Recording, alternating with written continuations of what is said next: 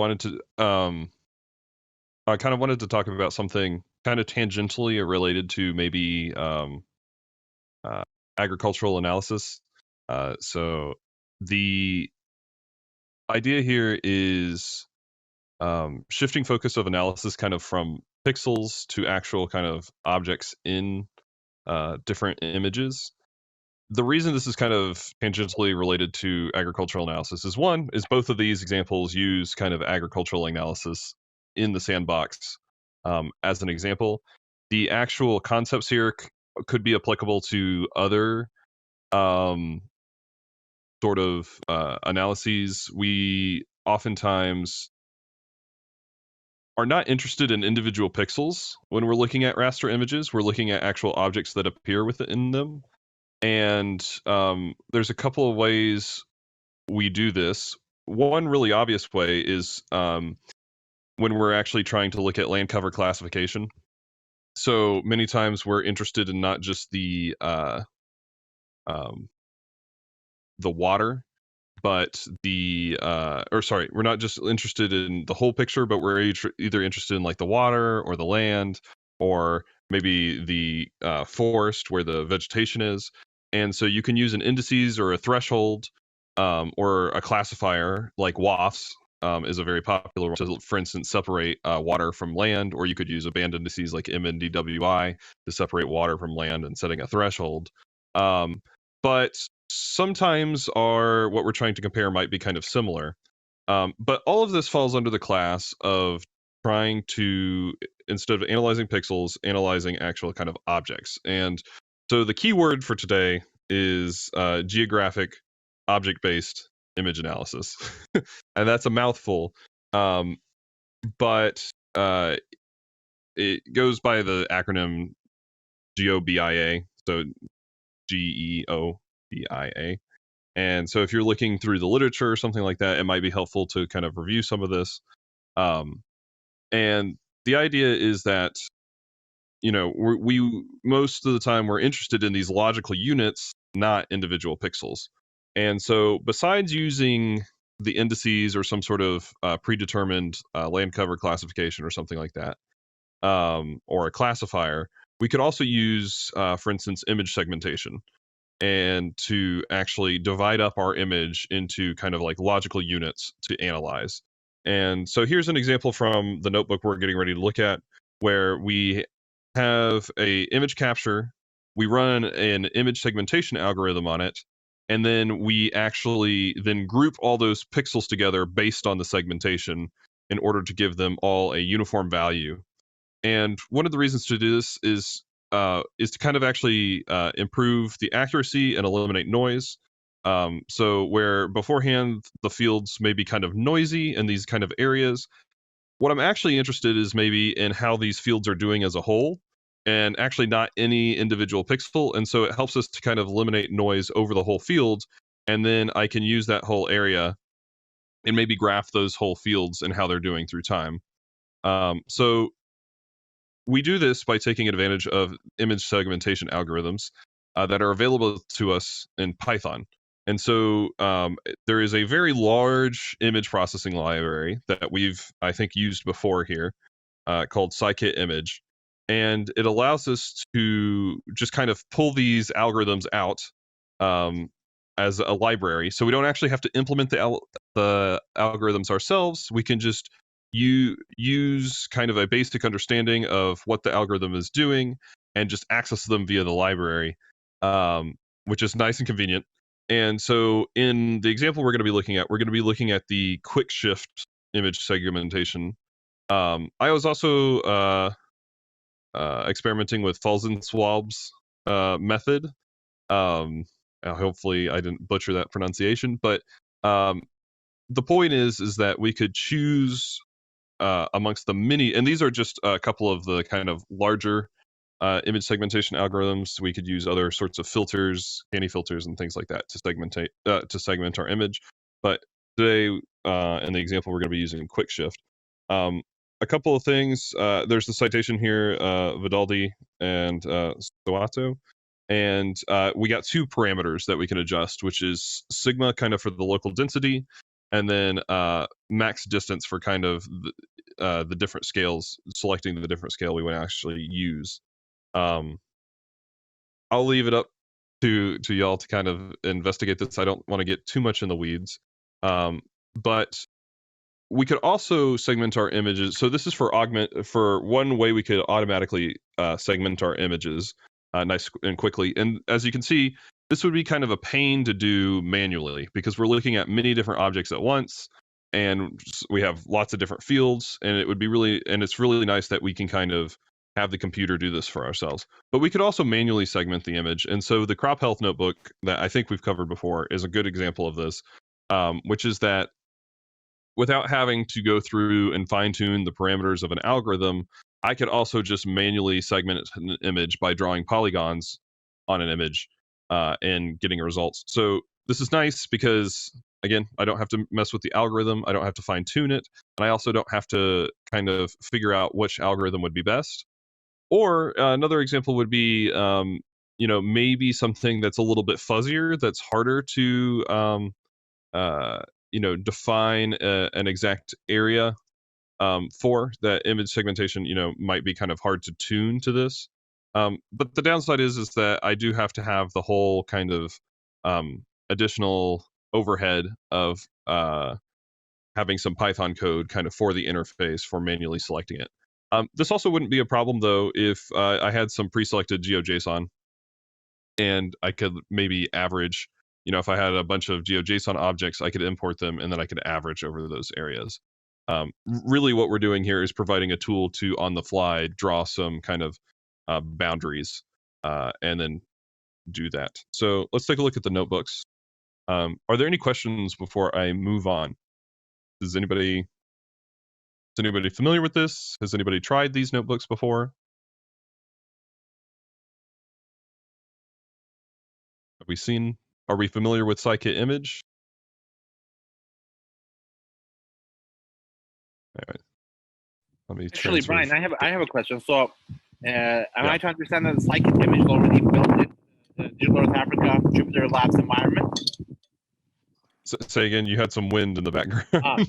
So is scikit image already part of the Digital North Africa Jupyter Labs environment, or is this something that we would have to pip install in our own sandbox? So for you don't have to pip install it, so it's already there. You can just use a regular import statement in one of the cells, so it is already available. Great. On the sandbox. There's no installing it yourself. So as you can see here, the only thing we have to do to access this. So this is the in the frequently used code. There is this image segmentation notebook. I hope I have this blown up to where people can see. There's the image segmentation notebook here, and all we have to do to actually access this is do an import statement, and we from scikit image or ski image or sk image, we import the segmentation, and we can pick the algorithm we would like to import. So we could pick any of one of these four that I was that was in the comparison, and so for the example here,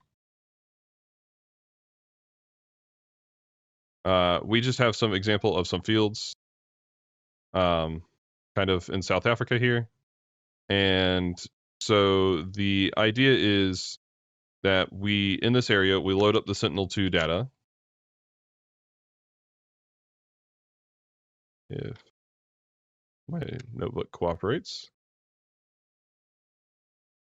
Loading 35 time steps.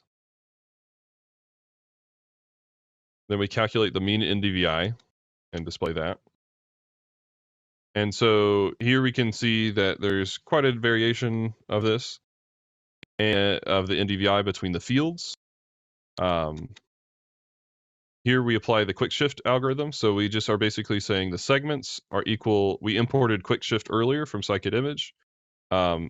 We have one thing to note is that we've converted the NDVI here that we just calculated, right? Using the calculate indices script tool that I think everybody's familiar with, to we're basically converting it to a NumPy array because scikit-image is expecting a different data type. So this is basically taking through a couple of methods on the X-array. We say take the NDVI plot, take the NDVI values that we created, and then give us a NumPy array with the type float64. And that's what this input array here is. So that's how we extracted our values. And so here you can see we basically have, so there's 3 different parameters you can adjust, but there's really 2 main parameters here, which are these 2. And you can experiment with those. I think it's better just to kind of do it on the fly. So the next thing is to then take that, and then for each one of the segments, we're actually going to put the mean of the whole segment and propagate that value for the whole area. That's what this does. And then here, we're just showing the results of our segmentation. That's what each one of these cells does in the notebook. Yeah, and then finally, they have a little piece here to actually allow us to export this as a GeoTIFF. So then we could import this into, maybe some other program that might be convenient to us. The other thing I wanted to cover was in the, so if we go to the real world examples folder, right, we have the crop health notebook here. And the idea here is that this is another one of the interactive notebooks that we can run. And so here, the notebook is actually loading up a script, and it's actually loading 2 functions from a script, which is loading the crop health data and then running the crop health app. And again, keep in mind, so the scripts is being used less. I don't know if we've covered this, but there's now this tools folder where a lot of what used to be scripts are now loaded up as tools. So we go back up here. You can see how the import has changed. For instance, for the band indices and for the plotting, they're actually being loaded as a Python package, and that can be found in the tools thing, in the tools folder. So this package actually lives here. You can go to DE Africa tools and see the different. These are the same. This is the same kind of, generally the same Python scripts that you're used to using, but they've just kind of moved location. But for these apps, they still live in the scripts folder. And we have our notebook crop health script that if you have any sort of questions about, or if you wanted to kind of duplicate a similar functionality, this would be, you could read through this Python code and kind of implement something similar yourself.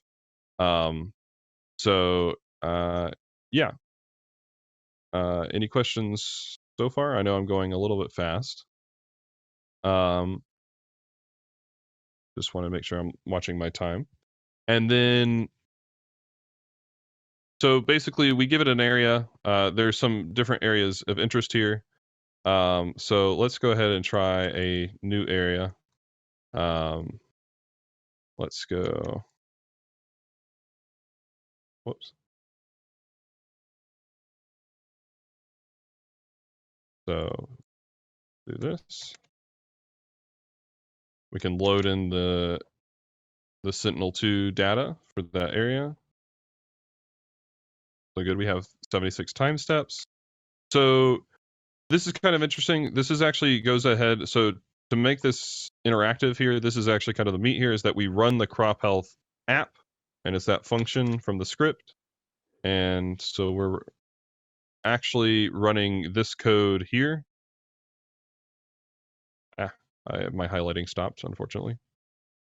Huh, weird. Okay, but we're running this function here from the script. So if you have any questions, please review that. So we can actually, so here it maybe we're only interested in the different areas of this field.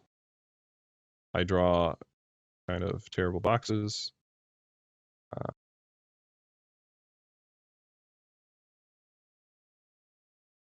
So let's draw another one here.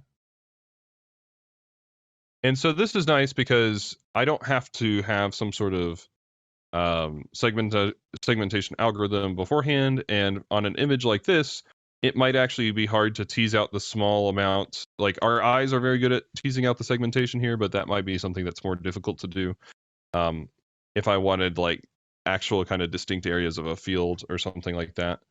And yeah, so I encourage you to play with this and do this and try to maybe, instead of think about analyzing individual pixels or an image, that you can actually extract kind of a higher level of objects from your images and analyze those. I think that's my big takeaway for today's topic.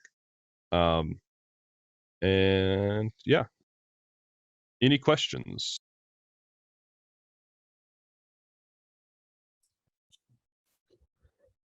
Thank you very much, Brad, for this great presentation, and also on the updates on the crop health. I think the crop health is the one which looks more, could have more questions, especially from Stephen Correll. So at least now we know you can change the datasets from the script from Lancer to Sentinel to etc. So those are very good points. So any questions from the audience? Thank you. Thank you, Brian. On the segmentation, how computationally expensive is it? Like, does it take a lot of time if I am to analyze a quite large area? No, the segmentation is, I mean, there is some processing there, but overall, based on some of the processing we do in the notebook, it's quite cheap. It's quite fast. That's a great question. And the idea is that by kind of doing some of the segmentation, we could even potentially take something, an area that's very, very large, right? And by carving it up into large segments, we can actually reduce the data that's required to represent some of these areas. So let's say I had, really, really large things. I could, instead of storing every single pixel, I could now potentially break this down into like some GeoJSON segments that I store values for. That would be a much more kind of complicated. Well, that's I will say there's not an example of that on the sandbox right now, but that could be something you can do where if you had kind of an expensive computation, instead of keeping around these very, very large images, and you could pass around kind of a more sparse representation of what you're analyzing. Great question. Thanks so much. So I think I will, on my own time, go through the segmentation part and the classification, because previously the classification tasks that I always do using pixel-based classification, it always has a lot of salt and pepper effect, which is not very desirable. This should eliminate that, because the idea is that we're for, like, if you're analyzing a field, for instance, example as you were talking about earlier, you're taking the mean across all those pixels, and so it gets rid of a lot of that variation. Yes. So that would be a very good application. So I will try it out on my own. Then probably I'll reach out to you and we'll discuss it probably in the next Zoom meeting. Okay. Thanks a lot. Right. And if you have questions about the actual segmentation too, there's quite the scikit image. Hopefully I'm still sharing my screen. Scikit image has really good documentation, and they have like galleries, and they have some kind of higher level explanations. So be sure to dive into the documentation on their website. And as you can see, there is a whole lot of different segmentation algorithms. And then there's kind of also so for instance here where I took this picture from of the comparison earlier, they have the different so this astronaut is one of their example data, but they kind of walk through the different superpixel algorithms for segmentation. And this is what's being used in the example notebook. So just so you know. Okay, thank you. Yeah, no problem. Thank you very much, Brian. I think Is there anyone else with a question for Brian? Or what you want to see more from this example? Or also, could you share your screen? Any other person who wants to show how it's working on their side? Be a little bit ambitious. Yeah, please, if you're logged into the sandbox, give it a try. If you run into problems, let me know. You can also reach out to us at the help desk as well if you run into any problems with this, and we'd be happy to assist you there as well. Yeah, that's a good point, Lawrence. In GE there's a default kind of example where they run the canny edge detection for detecting fields, and I don't believe that's here, but it is part of scikit image if you wanted to use canny edge detection. Let's see if we can find that real quick. So yeah, they have a nice filter. They have, again, really good documentation on the different edge detection, and you could use this to segment your image as well. Okay. Anyone else with a question, or you've tried on your laptop, computer, and you're seeing maybe different results?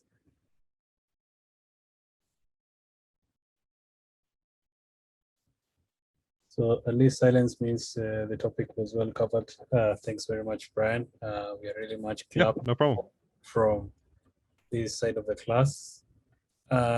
Any question for us in terms of any other bugs you've encountered or any other topics you're working on?